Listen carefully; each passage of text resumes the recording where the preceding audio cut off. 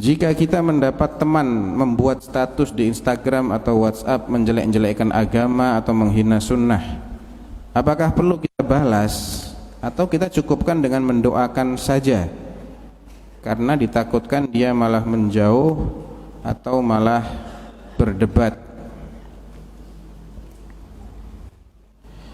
Intinya ini masuk dalam bab ingkarul mungkar. Kita melihat ada kemungkaran di sini. Apa kemungkarannya? Ada orang mencaci maki agama, melecehkan sunnah, terang-terangan di depan umum. Ya, ingkarul mungkar itu 3 tahapannya. Man ra'a minkum mungkaran falyughayyirhu biyadihi.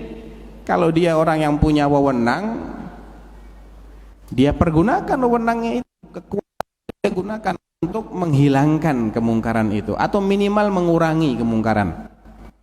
Misal dia orang kaya dan orang yang menjelek-jelekkan ini memang sudah dikenal dia kayak gitu, bukan semata-mata karena dia ini jahil atau terkena syubhat atau apa, masih bisa diharapkan ya, alias dari track recordnya dia ini bukan orang yang menyengaja perbuatan seperti itu. Jadi itu nanti beda penanganannya. Tapi kalau dia sudah dikenal, ini bukan pertama kalinya dia melakukan seperti itu, udah dikasih tahu, ngulangi lagi, dan antum punya kekuatan untuk menghentikan ini, antum gunakan. Bagaimana caranya? Ya misalnya antum laporkan dia, lapor penistaan agama, biar diproses ya.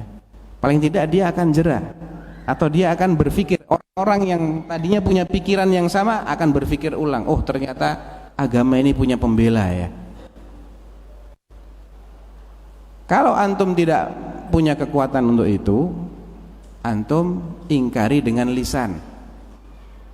Tentunya ingkarul mungkar harus memperhatikan satu hal. Pertama, jangan sampai pengingkaran kemungkaran yang sama dengan yang hendak dia ingkari, apalagi kalau lebih besar lagi nanti kemungkaran yang dia timbulkan ya. Artinya ini orang boleh berijtihad sendiri-sendiri ya. Dia mempertimbangkan sendiri, kalau saya mengingkari dengan kapasitas keilmuan saya, kira-kira orang-orang akan malah membuli saya, menghabis-habisi saya, nggak ada yang bela karena dia punya buzzer misalnya, saya nggak punya buzzer. Ataukah orang-orang mendengarkan nasihat saya? Kalau sekiranya yang kedua, lakukan itu, ingkari dia, jelaskan dengan bahasa yang santun, dengan penjelasan ilmiah, dengan bukti-bukti. Tapi kalau percuma saja antum mencari, ini memang sengaja dia mancing-mancing begitu, dan banyak tim horenya, buzzer-buzzernya yang menyorak-nyoraki di belakang sana, antum nggak ada yang baik ya. Ahlu sunnah nggak suka masuk ke medsos misalnya, teman-teman antum nggak ada yang punya sosmed, jadi nggak ada yang belain, ya sudah antum ingkari dengan cara yang ketiga saja. Fa in lam yastati' fa biqalbih. Caranya antum benci kemungkaran itu dan antum keluar dari grup itu. Jangan subscribe, kalau Instagram istilahnya apa? Ikuti, jangan ngikuti, jangan follow ya. Kalau di grup WhatsApp antum keluar dari grup. Dalilnya apa?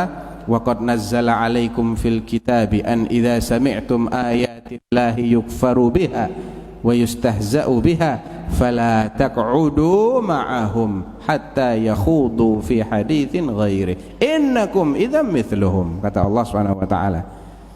Dan telah kami turunkan dalam Alkitab, Al-Quran, sebuah aturan bahwasanya kalau kamu menyaksikan orang-orang yang melecehkan ayat-ayat Allah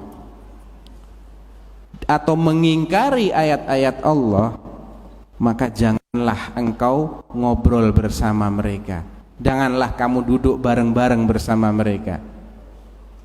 Tinggalkan majelis itu, tinggalkan grup itu, sampai mereka mengubah topiknya, tidak lagi membahas masalah yang berkaitan dengan pelecehan ayat Allah. Kalau kamu nggak tinggalkan majelis itu, antum seperti mereka, kata Allah. Innakum idzan mithluhum. Itu pengingkaran minimal. Ya. Tunjukkan bahwa kita tidak suka dengan cara dia seperti ini, walaupun antum nggak pakai kata-kata apa-apa, left langsung sudah. Kalau perlu diblokir nomornya dia.